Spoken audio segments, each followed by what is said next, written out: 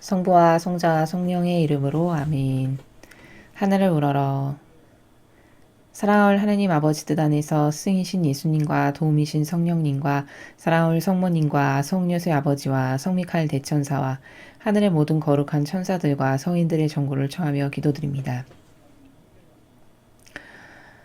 아버지 뜻 안에서 예수님과 어머니 하나 되신 성심 안에 오늘도 아버지께서 사랑하시는 인류의 모든 자녀들과 특별히 대한민국의 선에 속한 자녀들과 미국의 선에 속한 자녀들, 또 트럼프 대통령 그를 돕고 협력하는 그와 하나 된 아버지께서 사랑하시는 그 모든 선의 세력의 자녀들을 예수님과 어머니의 하나 되신 성심을 통하여 아버지의 뜻에 봉헌드리오니 아버지 치열한 전쟁이 끊임없이 반복되고 있습니다. 사람 눈으로 봤을 때 홀로 열심히 고군분투하며 싸우고 있는 트럼프 대통령에게 더 많은 주님의 천사 군단을 파견하여 주시고 그와 목숨을 걸고 아버지 뜻 안에서 하나 될 수 있는 많은 선의 세력을 보내주셔서 그래서 아버지의 뜻 진리가 온 세상에 차고 넘치는 가짜와 불의와 속이는 세력과 역겨운 아버지의 권한을 도둑질하는 이런 모든 마귀적 세력과 싸워 이김으로써 저 딥스테이트라고 하는 가짜 세력의 거대한 산을 완전히 뭉그러뜨리고 으스러뜨리고 파멸시켜 주시고 괴멸시켜 주시옵소서. 그 시간이 더 빨리 앞당겨지기를 갈망으로 청원드립니다. 또한 이 나라도 그 딥스테이트의 모든 세력이 가장 높은 우두머리부터 가장 말단에 이르기까지 어느 것 하나 남김없이 모조리 다 뿌리를 캐내어 분노에 불붙는 그 지옥의 확에 집어 던지오니 완전히 성령의 뜨거운 불로 활활 태워 없애버려 주시옵소서. 지옥불로 죽여 없애버려 주시옵소서. 이제 예수님과 어머니의 속성을 닮은 훌륭한 나무들이 이 나라에 많이 태어나게 하시고 자라게 하시며 또 5,200만 국민 중에 아버지 보시기에 근성과 속성이 예수님과 어머니 닮은 훌륭한 사람들을 뽑아내시고 솎아내시어 어서 빨리 이 나라의 대통령과 각계각층의 주요 결정권자인 리더들이 될 수 있도록 대한민국을 가련하고 불쌍히 여기시고 축복하여 주시옵기를 간절한 갈망으로 초원드립니다. 오늘도 아버지께서 이 귀한 이 효용과 가치를 깨닫지 못하는 저희들에게 이 귀한 말씀을 주시고 이 진리를 통해서 많은 것을 깨닫고 갈망하게 하여 주시는 아버지의 사랑에 감사드립니다. 올바르게 알아들을 수 있는 영적인 귀를 눈을 활짝 열어주시고 진리의 빛으로 머리끝부터 발끝까지 모두 감싸 안으시고 휩싸시어 저희가 진리가 아닌 그 어떤 것도 원치 않사오니 완벽한 예수님과 어머니와 하나 되어 용해된 진리의 빛이 될 수 있도록 저희들을 축복하여 주시옵소서. 이 모든 기도 우리 주 예수 그리스도를 통하여 비나이다. 아멘. 성부와 성자와 성령의 이름으로 아멘. 안녕하십니까. 하나님의 뜻 선교의 윤 피아수녀입니다. 자, 오늘 복음 말씀을 통해서 또 어떤 것을 하나님 아버지께서 우리에게 인류에게 가르쳐 주시는지 기대하면서 또 갈망하면서 하나님께 감사드리면서 오늘 주신 복음 말씀 여러분과 함께 보도록 하겠습니다.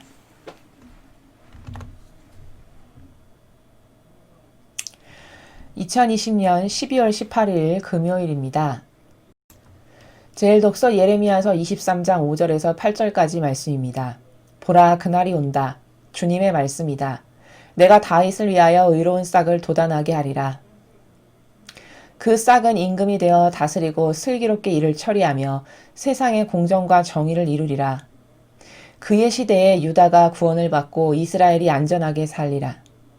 사람들이 그의 이름을 주님은 우리의 정의라고 부르리라.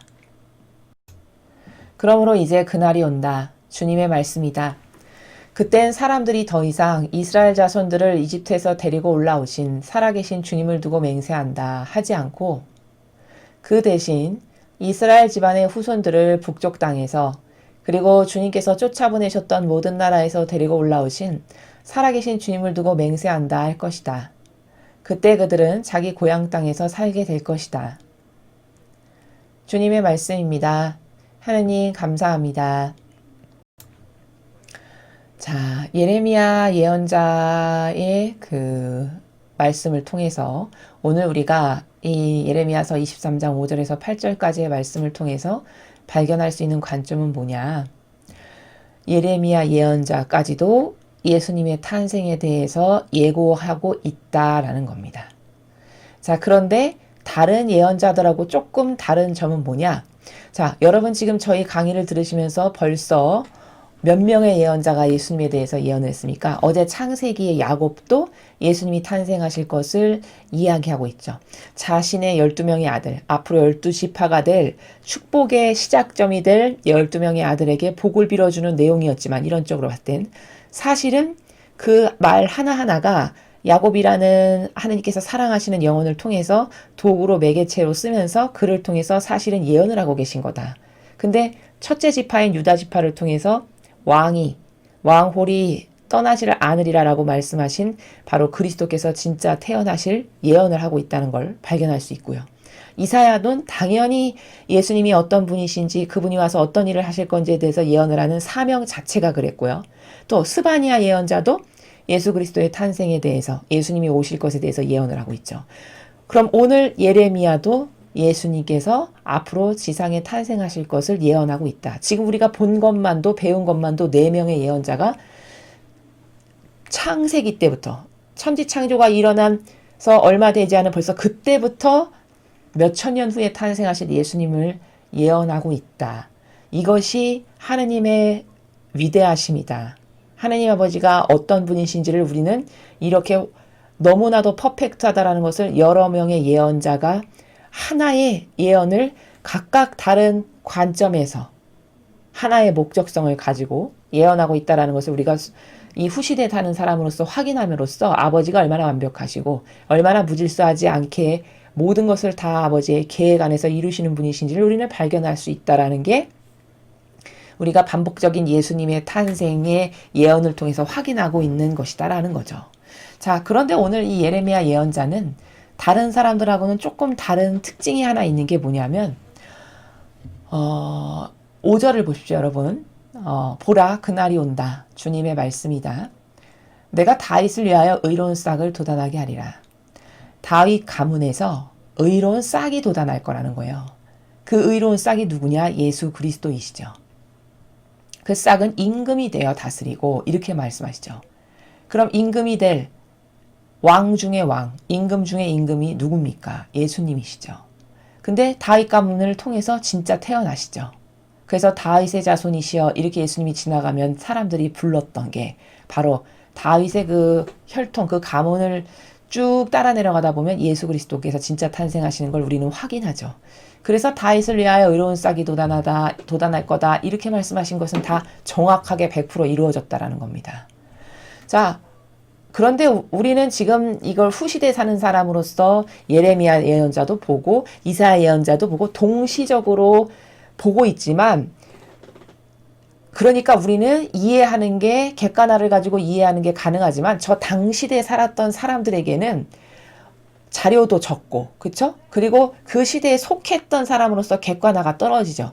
그러니까 예언을 양질의 것으로 받아들이는 것이 다 떨어졌다라는 거예요. 사람들이. 그래서 이스라엘 백성도 예수님을 알아보지 못했던 것이 그런 객관화된 관점이 없는 상태에서 게다가 더 약점이 뭡니까?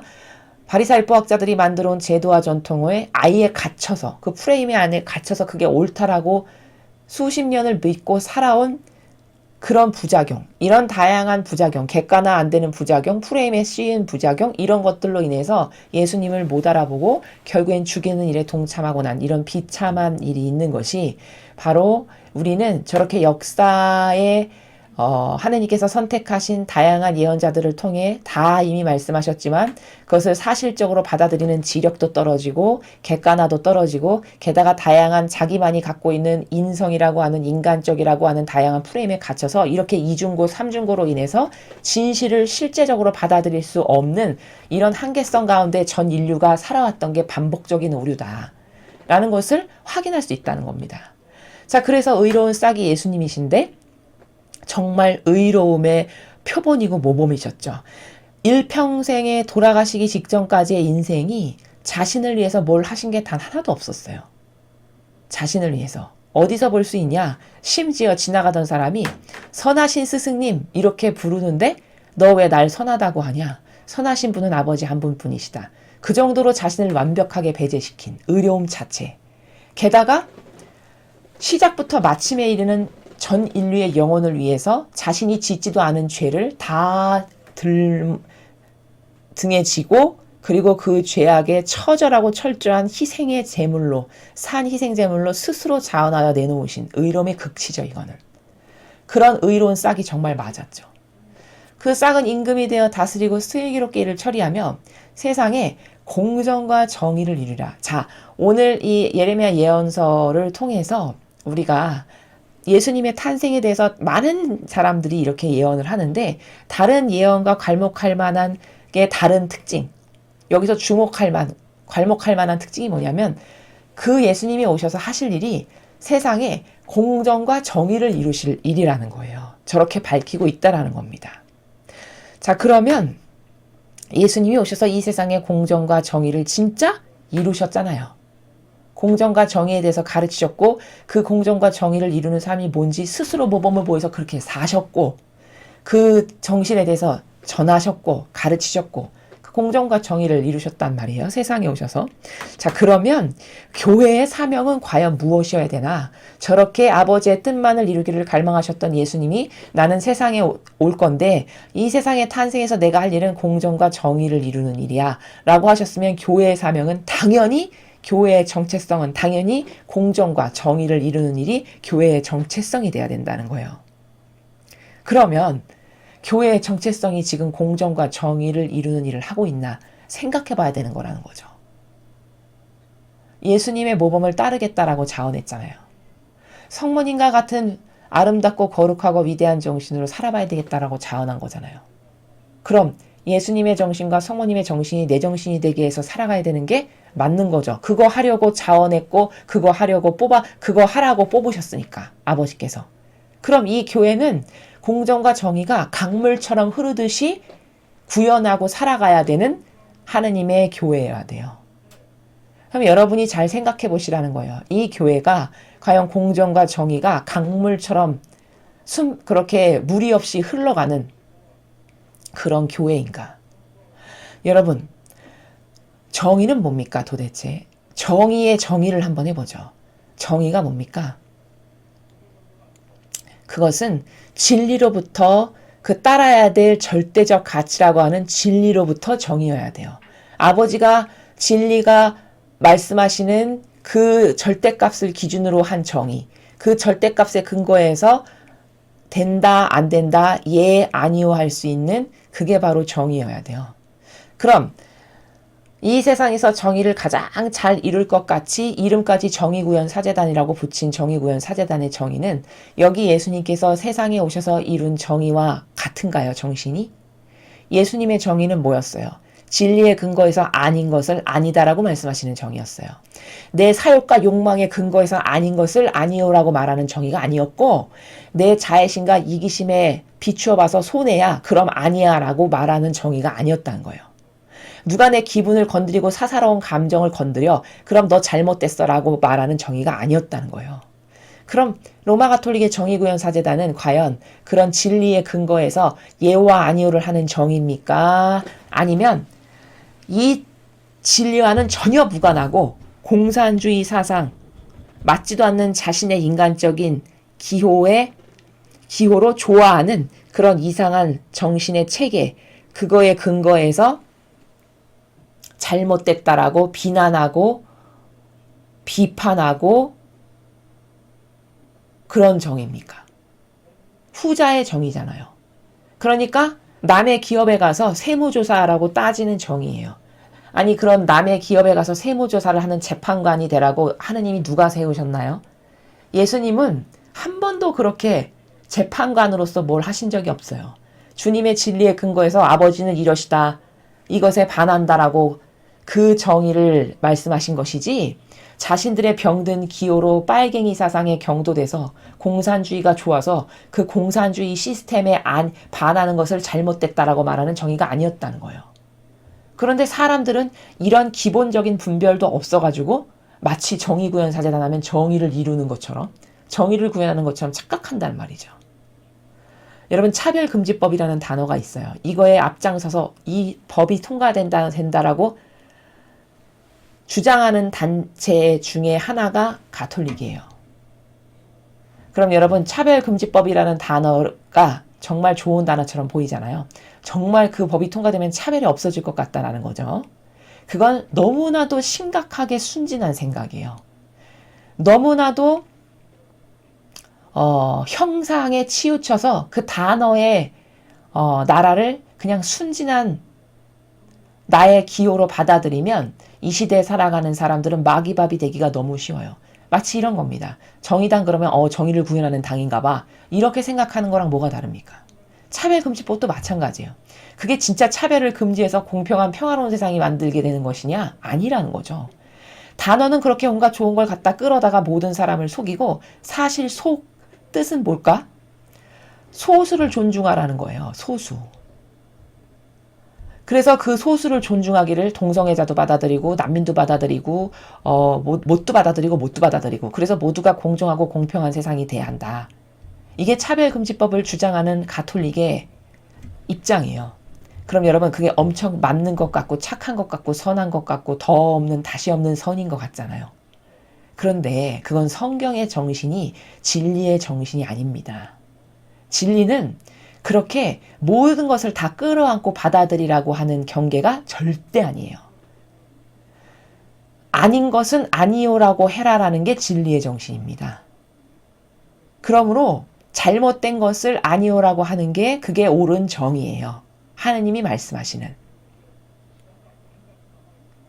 모두를 사랑해야 된다? 이게 성경 정신이 아니라는 거예요. 성경에 절대 모두를 사랑하라고 말씀하시지 않았어요. 성경에 나오는 사랑의 정신은 경계값이 있어서 하느님께 속한 자녀와 속하지 않은 자녀를 대하시는 나라가 완전히 달라요. 아버지는. 완전히 다릅니다. 속하지 않은 자녀에게는 내 자녀에게 줄 빵을 개에게 주지 않는다. 이렇게까지 말씀하시는 나라예요. 이 정도로. 또 나는 내 양들은 내 목소리를 알아듣는다. 이건 내 양이 있고 내 양이 아닌 세력이 있다라는 뜻이에요. 이렇게 철저히 경계가 존재해요. 그 사랑이.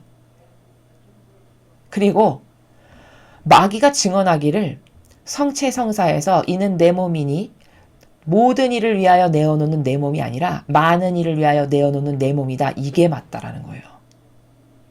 그럼 거기 모든 일하고 교묘하게 속이는 거는 마귀가 하느님께 모욕이 되게끔. 그래서 은총이 그 성체성사의 은총을 팍 반감시켜가지고 효용과 가치가 다 질떨어지게 만들게 하기 위해 교묘히 마귀가 단어 하나를 싹 바꾼 겁니다.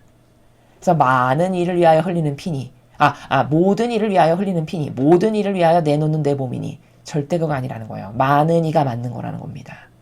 그럼 이렇게 경계가 존재하는데 이 경계를 진리에 근거해서 이 아버지가 이럴 때 어떻게 하셨나, 예수님이 이럴 때 어떻게 하셨나, 어떤 경계를 세우셨나에 근거하여 예와 아니오를 하는 게 정의라는 거예요. 그러나 정의구현사재단은 절대 그 진리를 근거로 정의를 구현하지 않아요. 사회주의 사상의 근거에서 그것에 의해 반하는 모든 것은 다 잘못됐다라고 충동질하는 마귀 세력이 바로 정의구현사재단이라는 거죠. 그리고 이름은 갖다 정의를 붙여서 모든 일을 속이는 코스프레의 집단. 이게 그들이 하는 열매 맺은 결과를 보고서 우리가 얼마든지 분별할 수 있는 거다라는 겁니다. 자, 공정과 정의를 말씀드렸어요. 그럼 공정은 뭡니까? 공정은 노력도 하지 않았는데 똑같이 다 퍼줘라. 이게 공정한 거 아닙니다. 한 명은 24시간 내내 쿨쿨 자고 한 명은 뼈 빠지게 20시간을 일했는데 똑같이 임금을 줘라. 이건 절대 공정이 아니에요. 평준화를 해야 됩니다. 평준화. 아이들에게 그 위화감을 주면 안 돼요. 평준화를 해야 됩니다. 그거 절대 하느님이 원하시는 진리에 근거한 공정 아니에요. 진리는 차별화예요. 차별화. 엄밀히 말하면 차별화입니다. 정확히 말하면 차별화예요. 그래서 천국과 지옥이 있는 거예요. 왜? 행한 만큼 받게 하는 것이 하느님의 나라라는 거예요. 자신이 맺은 열매만큼 가야 될 것이 달라야 되는 게 그게 맞는 거라는 거예요. 그러니까 지옥이 존재하고 그러니까 천국이 존재하는 거죠. 똑같이 대우하면 당연히 지옥은 없어야 되는 거죠. 하느님이 자비하시니까 모두를 사랑해야 되고 아예 공평해야 돼. 그럼 왜 지옥이 있습니까? 말도 안 되는, 성경에 근거하지도 않고 하느님은 그렇게, 예수님은 그렇게 가르치시지도 않았는데 이 인간이, 마귀가 얼마나 교묘하게 조금씩 파먹어서 변질시켜놨으면 이제는 그게 이상하다라고 느끼는 사람이 없을 만큼의 세상이 됐어요. 공정이라는 것은 반향하는 것에 따라서 가야 될 곳이 다른 게 공정이에요. 반향하는 것에 따라서 주시는 상급과 은총이 다 달라야 되는 게, 그게 공정한 겁니다. 그러나 이 사회는 역행하고 있죠. 진리를 다 뭉그러뜨리고 으스러뜨리고 짓밟고 있어요. 이런 수많은 경계를. 예수님은 공정과 정의를 이루러 오셨다라고 저기 저렇게 명확하게 쓰여 있는데도 불구하고, 그럼 교회는 공정과 정의를 이루는 모범의 집단이 돼야 돼요. 모범적인 집단. 공정과 정의가 뭔지 세상에 깨닫게 하고 보여주는 모범적 집단. 모범적 집단입니까? 아니면 오히려 세상의 공정과 정의가 무언지 질서를 다 흐트러뜨리고 망가뜨리고 짓밟아가지고 공정과 정의를 혼돈으로 몰아넣는 집단입니까? 후자죠, 후자. 공정과 정의를 혼돈으로 몰아넣는. 그래서 멀쩡했던 사람마저도 야, 공정해야 돼. 야, 그래, 똑같이 평준화시켜야 돼. 이게 맞는 거라고 여길 만큼 그 정도로 병든 세상이 됐다라는 겁니다. 이게 누구 책임입니까? 이게 세상 사람의 책임입니까? 이건 교회의 책임이에요. 옳은 질서를 망그러뜨리고 으스러뜨리고 짓밟고 경계를 허물라고 누가 가르쳤습니까? 성경 어디에 나와 있습니까?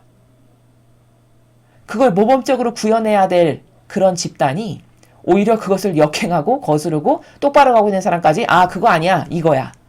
이렇게 해서 온갖 오해와 망상과 부작용으로 가득한 사고방식으로 만들어서 자기만 지옥 가는 게 아니라 남까지 지옥 가게 만드는 이런 모범적 집단이 바로 로마 가톨릭이라는 겁니다.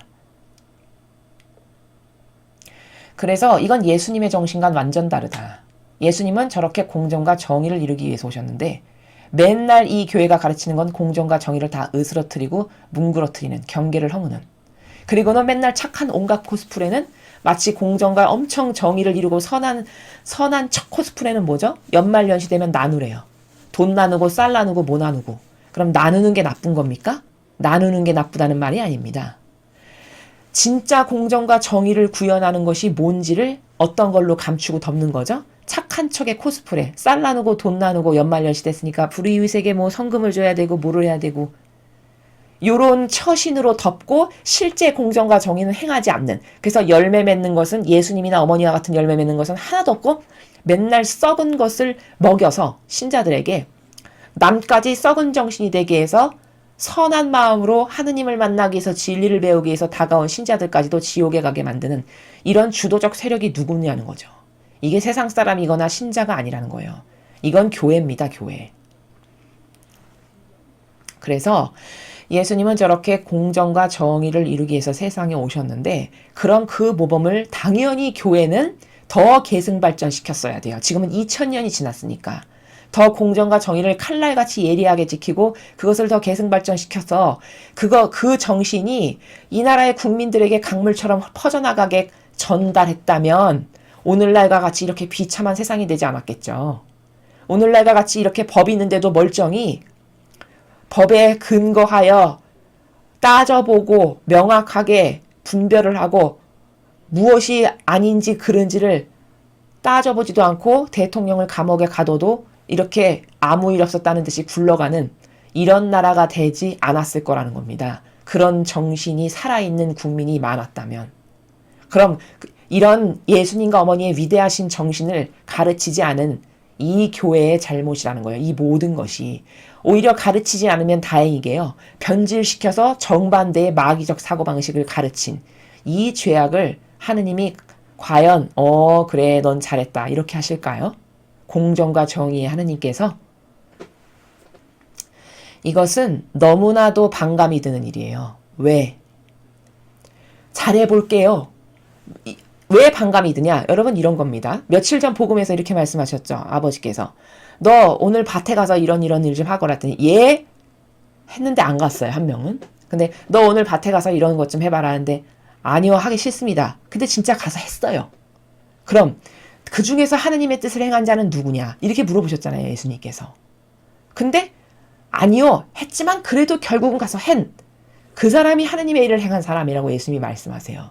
고로 세리와 창녀가 너보다 더 빨리 하늘 날아갈 거다. 이렇게 말씀하신단 말이에요. 왜일까요? 사실적 행동으로 옮겼으니까. 보고 믿었으니까. 보고 메시아여 그리스도라는 것을 따르고 메시아여 그리스도로서 존중을 했고 그분의 말씀대로 갈망했고 이랬으니까 그들이 더 하늘나라 너보다 먼저 가는 게 타당하다. 이렇게 말씀하시잖아요. 그럼 왜 이 교회 세력에 반감이 들 수밖에 없는 거냐? 잘하겠습니다 하고 자원한 거 아니에요. 저 잘해보겠습니다. 예수님과 어머니처럼 모범으로 그렇게 한번 살아보겠습니다. 이게 뭘까요? 너 오늘 밭에 가서 일하러 가거라 했더니 예 했는데 그래서 믿으셨다는 거예요. 아버지 입장에서는 아 그래 저놈이 그래도 저렇게 기특하게 내 일을 해보겠다라고 하니 믿으셨다는 거예요. 근데 결과가 뭐냐? 오히려 성경에 나오는 그 아들은 안 했으니까 안 했는데도 혼났잖아요. 안 했는데도 혼났는데 이 교회는 안 하기는커녕 퇴보하고 후퇴하게 만들었어요. 더 못하게 정신을 더 지옥의 나락으로 끌어들였어요. 그럼 예하고 안 간 아들도 혼났다면 예 했는데 더 퇴보하게 지옥으로 끌어들인 이 사람이 받아야 될 벌은 얼만큼일까요? 여러분 비교 분석을 할 수 있잖아요. 우리가 객관화를 시켜서. 반감이 든다는 거는 어떨 때 드는 거냐면 믿었던 사람이 뒤통수를 칠 때 내가 그래도 쟤만은 이러지 않겠지라고 그래도 신뢰했는데 그것이 가장 심각한 마귀의 대변인이 되었을 때 심한 반감이 드는 거죠.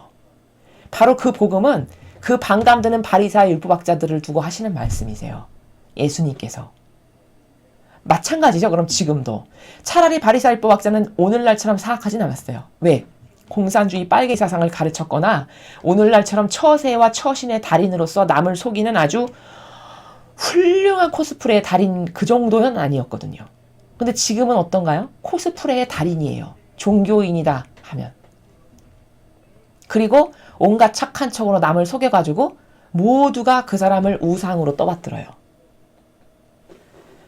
이런 역겨운 모욕을 바리새와 율법학자들도 그런 말로 단죄를 받았다면 과연 이 시대에 하느님의 일꾼입니다라고 자원했는데 오히려 아무것도 안 한 그것보다 더 못한 것은 오히려 퇴보하고 정신을 더 썩고 병들게 만드는 이게 열매라면은 이걸 과연 얼만큼 심각한 심판이 여기에 내려질까라는 것을 금방 객관화해 볼 수 있는 거잖아요.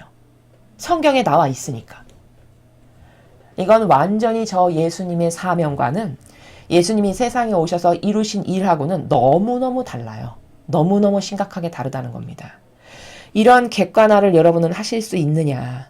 여러분은 이런 객관화된 관점으로 어떤 사건이나 사람이나 어떤 단체나 어떤 목적성을 보실 때 이런 객관화된 진실을 가지고 보셔야 돼요. 저게 진짜 선인가 아니면 척하는 악인가?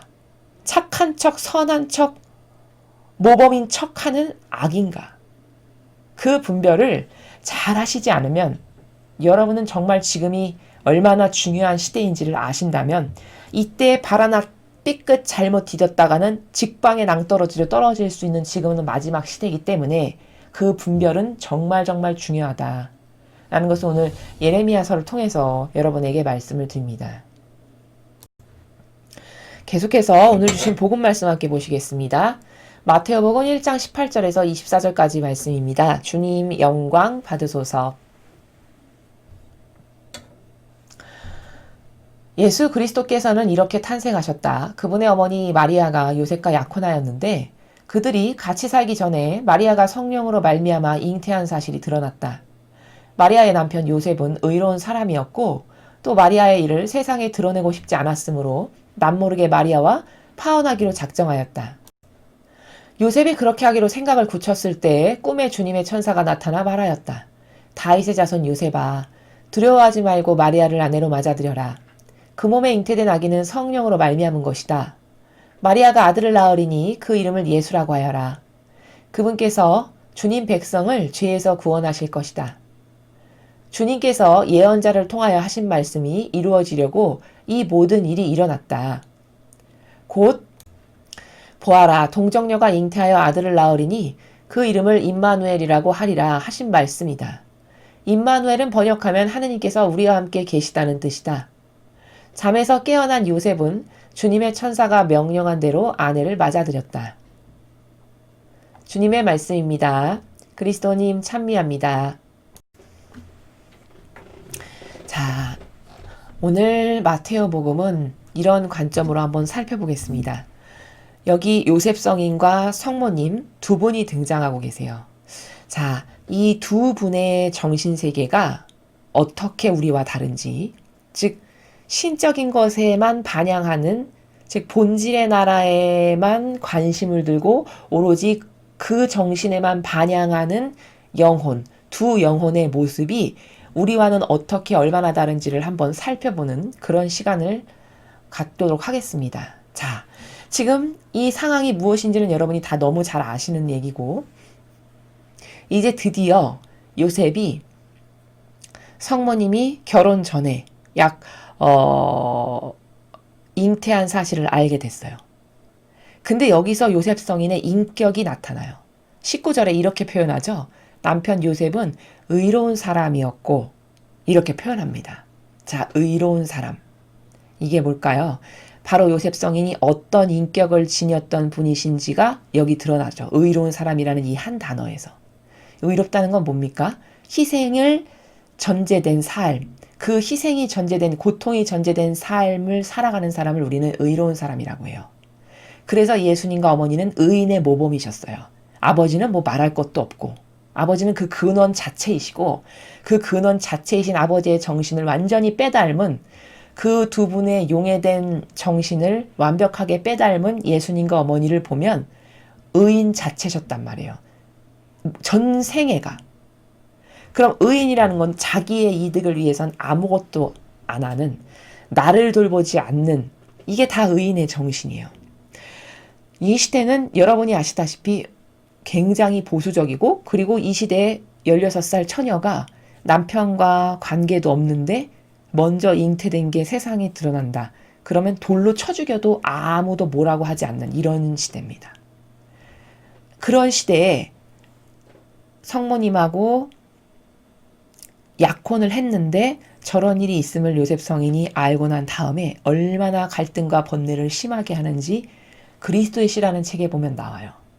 요셉 성인이 정말 갈등과 고뇌를 많이 합니다. 3일을 그렇게 갈등하고 고뇌하고 번뇌해요. 그래서 그 책에 보면 3일간 요셉 성인이 이 사건에 대해서 너무 고민을 많이 하고 고통스러워하고 이러고 나서 3일 후가 되니까 얼굴이 다 폭삭 늙을 만큼 되었다라고 그 책에서 전해줍니다. 그 정도로 고통스럽게 스스로 고민하고 생각하고 또 생각했던 거예요. 차마 말할 수는 없고. 그러니까 요셉 성인의 성품은 성모님을 사랑하셨고, 그리고 성모님을 믿었는데 그런 일이 있었어요. 근데 그걸 자신의 입으로 차마 물어보지도 않으시고, 그리고서는 혼자 끙끙 앓으시면서 고뇌하고 고민을 하시는 이런 모습이 나옵니다. 그 책에. 근데 자신의 이 요셉 성인의 사고방식으로는 딸을 근거가 있는, 경계가 명확하게 있는 사고방식이다 보니까 뭐 물에 물 탄듯 술에 술 탄듯 요즘처럼 뭐 이래도 좋고 저래도 좋고 그저 무조건 딸을 기준은 내 자아, 이런 사람이 아니었어요. 명확하게 딸을 기준이 있는 사람이죠. 아닌 것은 아니오인 사람인 거죠. 그러니까 도저히 이거는 자신의 사고방식으로는 있을 수 없는 일이니까 성모님에게 최대한 피해가 가지 않도록, 그렇지만 이것은 받아들일 수 없어. 이런 경계가 있는 사고방식을 하다 보니까 조용히 그냥 세상이 아무도 모르게 파혼을 해야 되겠다, 이렇게 마음을 먹은 거예요.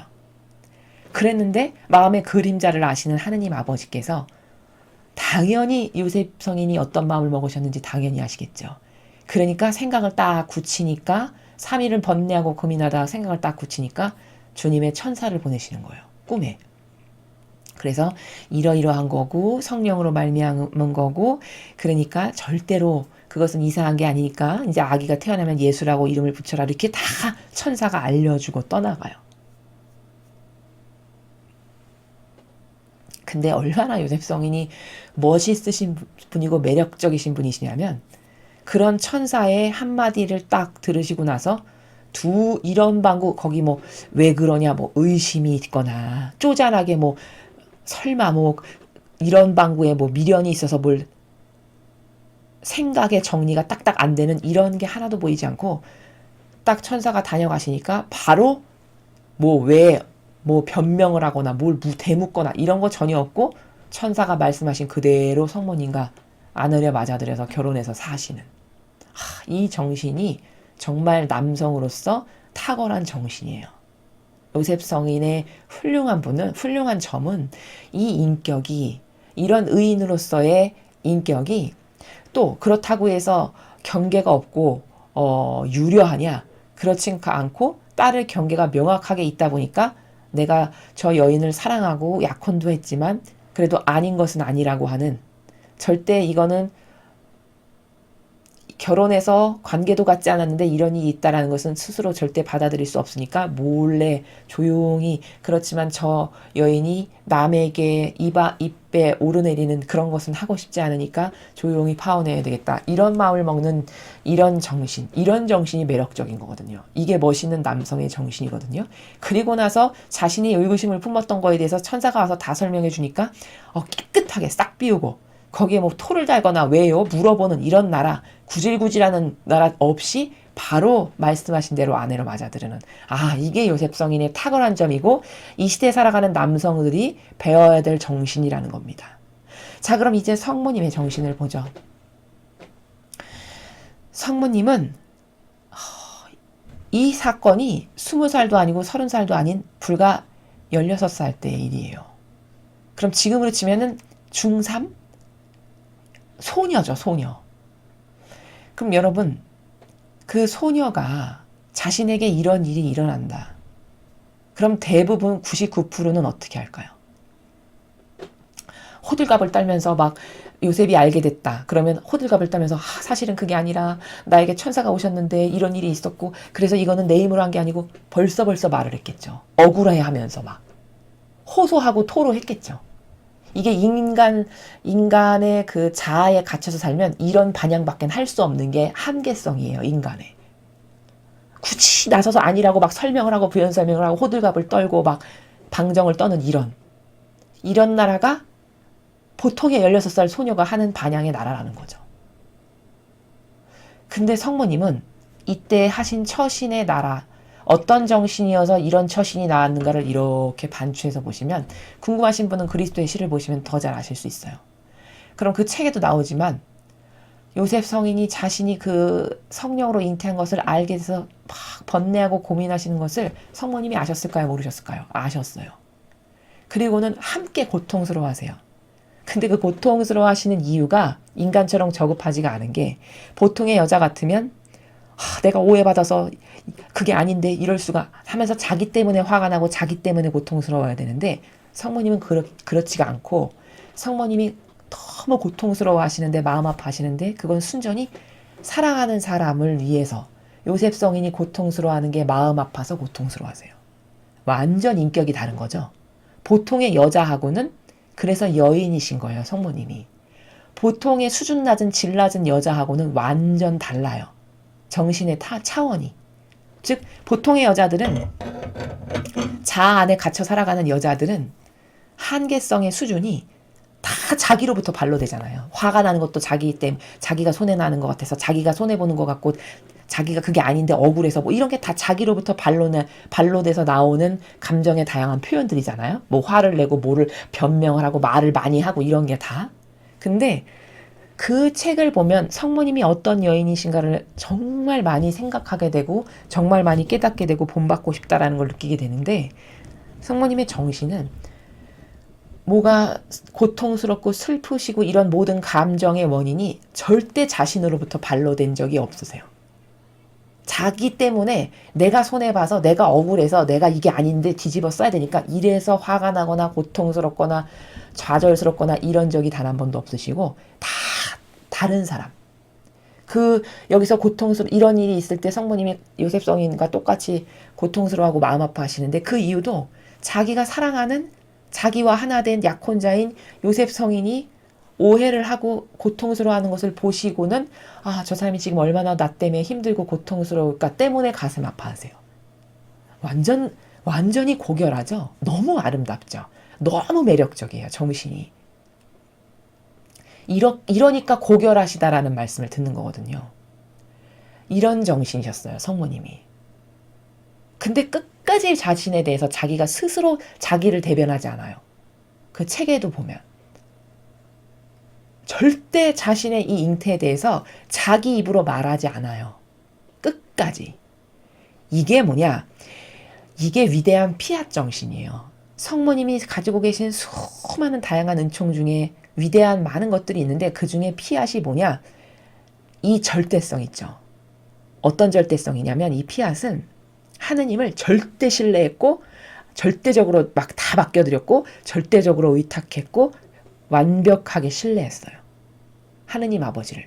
그래서 자신에게 일어난 이 모든 일에 대해서 추워도 의구심을 갖거나 그것에 대해서 변명을 하거나 그것 때문에 뭐 남에게 뭘 설명하거나 이런 적이 없으신 완벽하게 용해되고 하나 된 이런 절대성이 피앗의 정신이에요. 그러니까 내 뜻으로는 저는 아무것도 안 합니다. 제 뜻으로는 저를 위해서는 아무것도 안 합니다. 요 고결한 정신. 그것 때문에 끝까지 자신에게 일어난 일을 단 한 번도 요셉 성인에게 자기의 입으로 변명하거나 설명을 안 하세요. 이게 뭐냐? 이게 고결성이에요. 이게 피앗 정신이라는 거예요. 피앗은 다시 말하면 내 뜻으로 저는 아무것도 안 합니다. 이게 피앗의 그 피앗 정신의 결정체예요. 완결판. 제 뜻으로 저는 아버지 아무것도 저를 위해서 아무것도 안 합니다. 이게 위대한 피앗 정신이에요. 이래서 끝까지 자신에 대해서 자신에게 일어난 일에 대해서 비밀로 하고 아무것도 말씀 안 하시고 그러니까 하느님 아버지께서 천사를 파견하셔서 요셉 성인의 꿈에 나타나게 하셔서 천사가 알려줘요. 여기 나오잖아요. 그렇죠? 천사가 다 알려줍니다. 이 상황에 대해서. 아버지의 뜻이 하시게끔 성모님은 항상 내어드렸어요. 완벽한 피앗의 나라에서. 뭐든지 이건 다 아버지께서 허락하셔 일어난 일이다.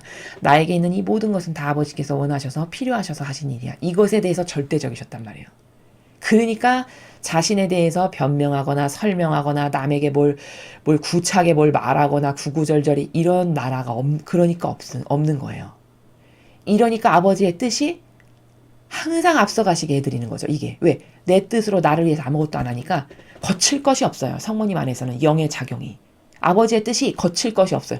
일반인에게서는 아버지의 뜻이 이루어지고 싶어도 이루어지지 않는 건 뭐냐면 내 뜻이 항상 앞서가기 때문이에요. 내 뜻이 아버지의 뜻은 이렇게 하길 원하시는데 내 뜻이 앞서가서 확 가로막고 이걸 하니까 아버지의 뜻이 이루어질 수가 없어요. 내 안에서. 항상 내 뜻이 앞서가니까. 근데 성모님에게서는 아버지의 뜻이 왜 완벽하게 이루어질 수밖에 없냐. 아버지가 모든 것을 다 하실 수 있게끔 항상 자기는 이 뒤에서 모든 것을 맡겨드리는 나라에서 모든 것을 의탁하는 나라에서 아버지가 항상 오르시니까 아버지께서 다 하세요. 이 나라에서 항상 기다리고 조용히 인내하시고 절대적으로 믿고 이러니까 아버지의 뜻이 강물처럼 거침없이 성모님 안에서 흐를 수밖에 없는 겁니다. 원리가 그래요. 원리가. 그러니까 성모님이 완덕이신 거예요. 완벽하신 아버지의 뜻과 완전히 하나 되신 완덕. 이래서 성모님이 그 인격의 향기가 고매하고 거룩하고 아름답고 매력적이고 고결하고 이렇게 말씀드릴 수밖에 없는 게 오늘 이거 별것 안 되는 짧은 복음이지만 이 복음을 통해서도 성모님은 완벽하게 피앗으로 사셨구나. 그러니까 아버지의 뜻이 너무나도 이루어지기가 쉬웠고 항상 아버지의 뜻이 모든 것을 다 하시는 게 자신에 대해서 자기의 뜻으로 변명하거나 해설을 안 하니까 천사를 통해서 아버지가 다 이루시는 거예요. 계획하신 바를 천사도 파견하셔서 요셉 성인에게 알려주시고 이렇게 다 아버지의 뜻이. 그리고 그런 성모님의 인격을 대하는 요셉 성인의 정신도 훌륭한 것이 정말 매력적인 남성인 의인이었어요. 자신을 희생으로 사랑하는 여자를 지켜줄 줄도 알고 끝까지 보호할. 여러분 보통의 천박한 남자였다면 이런 일이 일어났으면 당장 가서 따져 물었거나 싸웠거나 심각한 경우는 폭력을 썼거나 뭐 이런 일이 벌어졌겠죠. 지금 세상 같으면. 지금 세상에 질 낮은 남자였다면. 그랬겠죠. 어떻게 이런 일이 있을 수 있냐 막 따진다거나 뭐. 기타 등등이 있었겠죠. 근데 요셉 성인의 처신과 정신을 보세요. 여기 진실성과 자신을 희생하는 의로운 사람이라는 게 아예 배어 있어요. 정신, 내면의 정신 자체가. 그러니까 저렇게 자기의 입장에서 봤을 땐 치욕적인 일이잖아요.